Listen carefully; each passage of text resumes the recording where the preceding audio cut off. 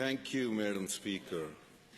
And today I'm proud to stand here in this House as an Albertan, and I'm proud that Alberta is blessed with natural resources. But there is other thing we should all be proud about. To have a legislator like the one from Innisfail, Sylvan Lake. So we are truly blessed to have a legislator like him who can actually educate all of us so eloquently, and it's up to us whether we want to use that information or not. At least he's working day and night to bring all of us up to date, and it's unfortunate if you choose to close your eyes and ears. We can't help, but he has been. I was quite impressed. But on this file, I understand a bit because I spent my life in this sector. So, and as I said, Madam Speaker, I believe in climate change is real, and I do want to support. I do want to support any bills that would actually reduce emissions. But in this case, the intent is good. Like many other bills this government brought, the intentions are good, but the outcomes are not nowhere close to what they say. And the reason I oppose this bill is because of the hidden agenda of this government. So, and the hidden agenda came out yesterday when the member from Edmonton, McLean, when he got up and he said it's a cap on production. It's on the Hansard, you can look at that. The truth comes out once in a while. So he said yesterday, he said many good points, but he also spoke the truth. This is a cap on production. That's why I can't support this bill. This bill is not only a cap on production, it's a cap on economic development, and it's a cap on prosperity, and it's most importantly, actually, it's a cap on immigration. People like me, economic immigrants, moved to this province because this province has the third largest petroleum resource in the world, which means it's an opportunity for new immigrants to come here and have well-paid jobs and to have quality of life. But this bill is going to actually cap on those opportunities for new immigrants. You know, Madam Speaker, when economic immigrants come to this province, they actually, when they work in well-paid jobs and when they contribute for innovation and all, they actually pay taxes here, and that contributes to the economy of the province. But this bill is going to restrict that movement of economic immigrants across the country or across the world. And Madam Speaker, the member from Innisfail talked about the prosperity and the resourcefulness of other countries. I came from a country where I personally experienced energy hunger and energy poverty. I traveled a lot in China and Europe and other provinces who also experience this energy hunger and energy poverty, Madam Speaker. But here I come to Alberta, which has natural resources like coal or gas or oil, and it's unfortunate we have a government here who wants to strand that resource. They want to leave it in the ground. So all other things they say, they said before they don't want pipelines. Now they say they do want pipelines. They talked about those 2 pipelines. I appreciate their efforts now. I congratulate them for what, in spite of them, we got that. But even if there is any little contribution, even if there is any little contribution from NDP in obtaining approval for those pipelines, I appreciate them. Albertans salute them. But we are all looking forward to get them built actually. Premier was in BC for 2 days, and she couldn't convince her own cousins in BC, and she couldn't convince her own cousins in Manitoba a few months ago. We'll see how that goes. Our member from South, Carsten Tabor, he actually offered yesterday constructive cooperation. We'll do everything we need to do to help this government, to work with them, to get those pipelines built. But on one hand, they say we want additional capacity to transport the oil. On the other hand, they want to keep the oil in the ground. So there is no consistency here. So I don't know how to take them seriously. They say they consulted people of Alberta before they brought this bill in. I don't know who they consulted. They talk about those 4 CEOs. So what about the people working in those companies, thousands of them, those employees, who are Albertans, who actually own this resource? Those CEOs are big oil, they don't own the resource. Albertans own the resource. I used to work for big oil, I don't now, because I work for Albertans. Albertans own this resource. And this government is elected to represent Albertans, hardworking Albertans, not the elites overseas or not the elites that oppose Alberta from Ottawa. We are here to represent everyday hardworking Albertans. But this government just quote those 4 CEOs. They don't talk about the employees that work in those big corporations. And funny enough, they don't even want to consult CAP. Canadian, this is not the CAP they're talking about, cap on emissions. I'm talking about CAPP, Canadian Association of Petroleum Producers, who are the voice for upstream oil and gas in Canada. And their job is to promote the growth of oil industry here in a responsible manner and to help them to become competitive and advocate for the industry. And this government conveniently chose not to consult them. And I understand the minister told them they will only have seat at the table of OSAC if they blindly support this Bill 25. That is really appalling, Madam Speaker. So they say they consult, they talk about, of all the transparency they talked about, they don't even consult the main stakeholder who is the, who is representing the producers in Canada. This government doesn't want to include them because they don't want to rubber stamp this government's bill. It's so unfortunate. That's why I can't support this bill. And also, there were reports we're going to strand $250 billion of wealth in the ground. $250 billion. And they may not agree with that report, but the government should have done some economic impact analysis, which they have never shown to anybody. No Albertan knows what's the economic impact of this policy, because this bill they are talking about, whether it is Bill 25 or 27, they will have far-reaching economic impacts for Alberta. That will impact future generations too. But this government doesn't want to share that economic impact if they have done it, and they don't tell if they didn't do it. And when we are asking them to do it, they just don't listen because of their hidden agenda. And their hidden agenda is to leave the resource in the ground. And they said that loud and clear many, many times. Then share the economic impact analysis with us.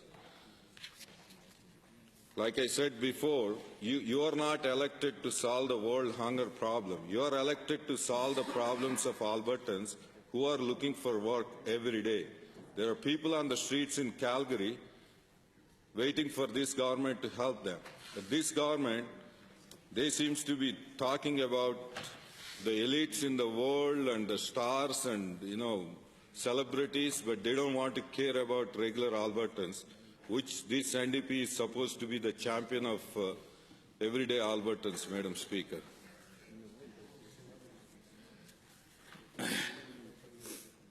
And Madam Speaker, the premise of this bill is to reduce the emissions.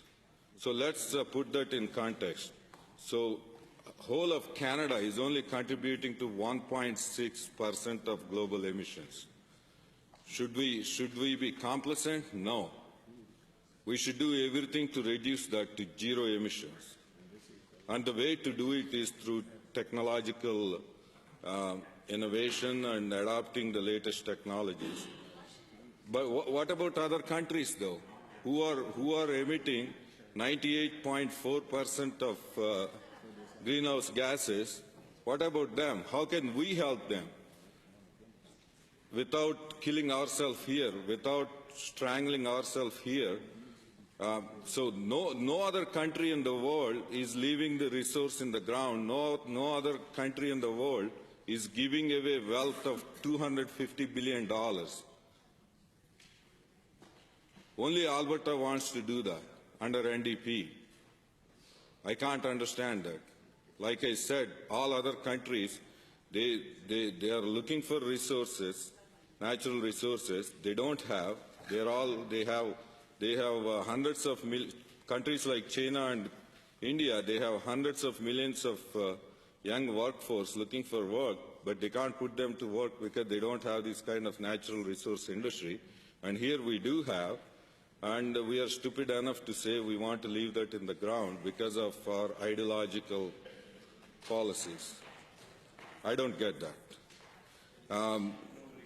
We can help those countries who are the major polluters by giving them the support they need with the latest technologies, whether it is clean coal technology or other tailings technologies that we use in mining, or even water and vapor recovery technologies we use here, the latest ones. We can support other countries so they can reduce their emissions. Otherwise, even if we close all of our industry here, all we are going to contribute is not even 1.6%. So we have to look at that from that point of view. I'm not saying we should take leadership, but that leadership is not at the disadvantage of the people that elected us. We are saying this government is attacking the prosperity of the Albertans who elected them. It's biting the hand that feeds. So, and there is other thing, madam. This country is the second largest by area in the world, behind Russia. So that means we need some carbon dioxide here to grow the trees and plants and forests and whatnot. Don't call me, I'm just talking here. I'm a science student. Don't call me climate change denier. I already said that 100 times. So we need to do a study for the supply and demand of carbon. Carbon is required to some extent. So have we done that study, whether we are net positive or net negative on in the supply demand of carbon? I haven't seen that from this government or from the Minister of Environment. So that's the other thing Albertans are looking for. And so what if we determine after the study that we are actually negative in carbon supply? So if that is the case, then we can brand our petroleum products as the greenest on the planet. We should be getting premium for our product. Once we determine that we are actually low in supply of carbon in this country, we can market our products with a branded advantage. So has this government thought about that? Nobody talked about that. Nobody wants to talk about that from NDP. So that is the other thing we need to look at. In that case, if we could prove that it is not dirty oil, it's the greenest oil, then we can brand our product and it won't be called dirty oil anymore. And that will help us actually to diversify the market and diversify the market access. This government doesn't want to talk about that. I encourage them to talk about that. And this, like I said, Madam Speaker, this Climate Change Action Plan, it doesn't achieve the intended results because we can't control other countries. And there is no way we can isolate our country from those emissions coming from other polluters, whether it is south of the border or from Asia or Africa, from anywhere. Because there is no technology yet to build walls in the sky to isolate ourselves. I don't know if NDP is thinking about that, but today we are trying to control emissions here, but other countries, they can't control, and we can't prevent the wind blowing our side, bringing all the emissions from other countries. Yeah.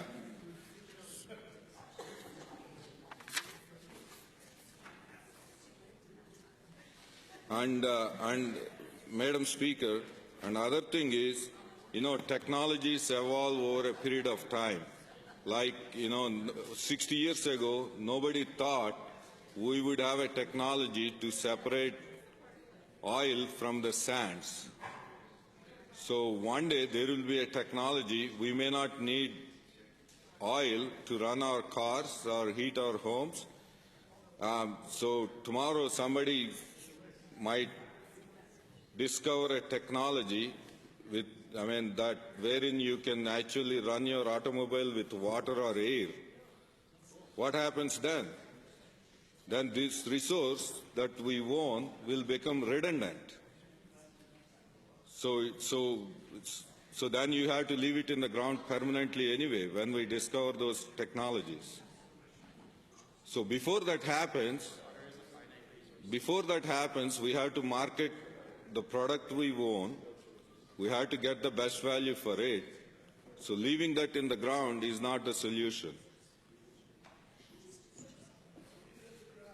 Imagine that if there is no demand for our product because of a new technology wherein you don't need oil to run your vehicles or heat your home, your product becomes redundant. So it's prudent on our part to market the product when there is still demand for your product in the market. It will be stupid for us not to take advantage of that. And Madam Speaker, for those reasons I said, I can't support this bill. And this government appointed Oil Sands Advisory Group, and they haven't given a seat on that committee to CAP, which is the main advocacy group for oil and gas sector in Canada. So, and also, like previous speaker said, and there were people on this committee representing OSAC who are actually paid by this government, and they are actually working against Albertans' interest. They are doing fundraising to protest against Trans Mountain Pipeline. So how is that going to help Albertans when their taxpayers' money is used to pay to the protesters to sit on this OSAC? I don't get that, Madam Speaker. For all those reasons explained, and as I asked before, the government haven't shown us yet the economic impact analysis on this file. So I'm going to bring an amendment, Madam Speaker, with your permission. And I hope, with all the explanation I gave and the other members on this side gave, I hope the members on the government side will support this common sense amendment to make their bill better. I have requisite copies, Madam Speaker. If you permit me, I'll start reading that amendment. If you give me a moment for the Sure. amendment, however, you're going to run out of your speaking time, so.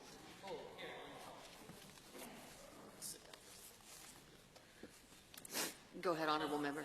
Thank you, Madam Speaker. I'm just wondering if the member from Calgary Foothills might like to expand on how this is such a common sense amendment. This amendment will be known as Amendment A5, so you can go ahead, Honourable Member for Calgary Foothills, and speak to your amendment. Thank you, Madam Speaker.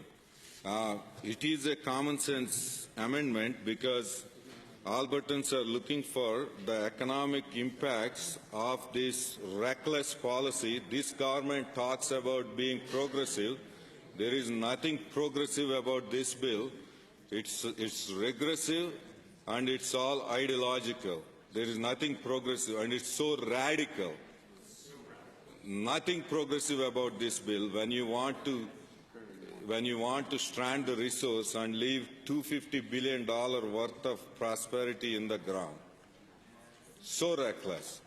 So that's why it's a common sense amendment asking you to look at the economic impact of this bill and tell your families, your neighbors, your friends, and the people you represent, and tell the world that we actually did this economic impact analysis and this is what we found.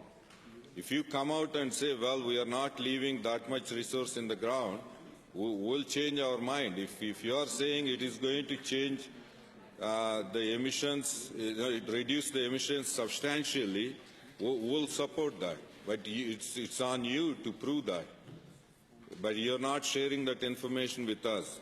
That's why I'm bringing this amendment, Madam Speaker. I move that Bill 25, Oil Sands Emissions Limit Act, be amended by adding the following after Section 4, Economic Impact Assessment, 5.1. So 1 month after the date on which this Act receives royal assent, the Minister shall prepare a projection of the impact of the oil sands greenhouse gas emissions limit established in Section 2.1 on Alberta's economy. And number 2, the Minister shall lay a copy of the projection prepared under subsection 1 as soon as practicable before the Assembly if it is then sitting, or if it is not sitting, within 15 days after the commencement of the next sitting. Coming into force, 6.1. This Act comes into force 60 days following the date on which the Minister lays the projection prepared under Section 5.2 before the Assembly. So, Madam Speaker, I'm truly convinced this is a reasonable amendment. This gives the government an opportunity to address the issues and concerns we raised, particularly when they haven't consulted Albertans on this bill. It's the accountability of the government to educate the people on the economic impact of this reckless, regressive, ideological bill, and that will give them a real opportunity to step back and to do some economic impact analysis and convince Albertans this bill is the right bill to pass in this legislature. So with that,